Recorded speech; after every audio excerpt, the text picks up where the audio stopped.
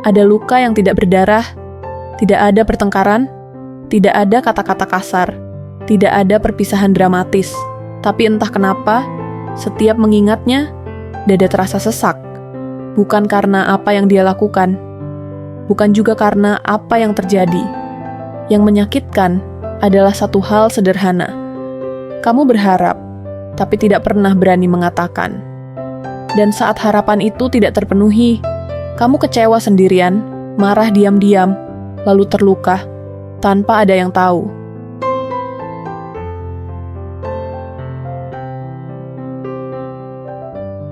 Awalnya sederhana. Kamu tidak pernah berniat berharap terlalu jauh. Kamu hanya menikmati kebersamaan. Obrolan ringan, perhatian kecil, respon yang hangat. Lalu tanpa sadar, hatimu mulai menambahkan makna. Kayaknya dia peduli. Mungkin aku spesial. Harusnya dia paham tanpa aku jelaskan. Padahal, dia tidak pernah menjanjikan apapun. Tapi harapan itu tetap tumbuh. Diam-diam, pelan-pelan, tanpa izin.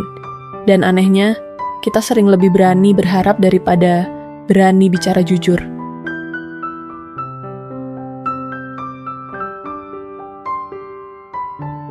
Ketika kita mengharapkan orang membaca pikiran, disinilah banyak luka bermula.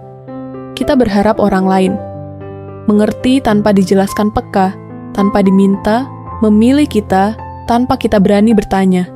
Kita berkata dalam hati, kalau dia benar-benar peduli, harusnya dia tahu, padahal tidak semua orang tumbuh dengan bahasa cinta yang sama.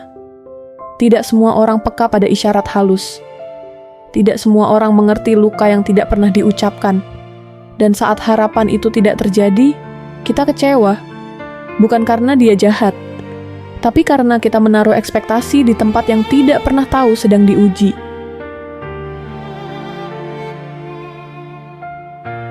Pernah nggak kamu merasa marah, tapi tidak tahu cara menjelaskannya? Kamu berubah lebih dingin, lebih diam, lebih menjauh. Saat ditanya, kamu kenapa? Kamu menjawab, nggak apa-apa.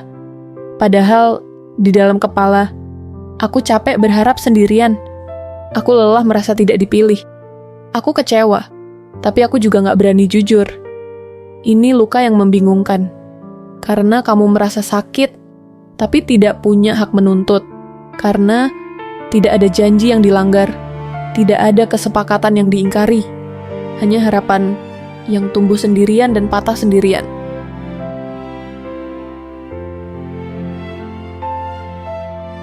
Bagian paling menyedihkan dari semua ini adalah, seringkali kita menyakiti diri sendiri, bukan orang lain. Kita memilih diam karena takut dianggap berlebihan, takut terlihat membutuhkan, takut jawabannya tidak sesuai harapan. Akhirnya, kita memilih menebak-nebak, menyusun skenario sendiri, lalu kecewa pada hasil yang tidak pernah disepakati. Dan tanpa sadar, kita menjadikan orang lain tokoh utama dalam cerita yang tidak pernah mereka baca.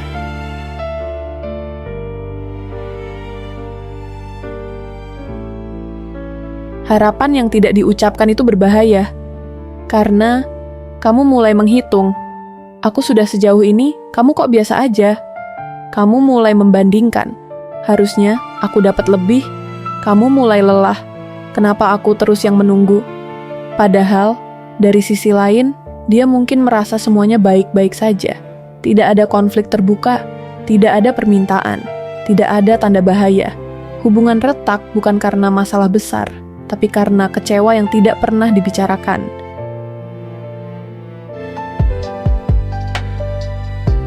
Kedewasaan emosional dimulai dari sini. Berani jujur tentang apa yang kita harapkan. Bukan untuk memaksa, bukan untuk menuntut, tapi untuk memberi kejelasan. Karena orang lain tidak salah jika mereka tidak memenuhi harapan yang tidak pernah mereka tahu. Dan kamu juga tidak salah karena memiliki harapan. Yang perlu dibenahi adalah caranya. Apakah aku sudah jujur, atau aku hanya berharap dimengerti tanpa bicara?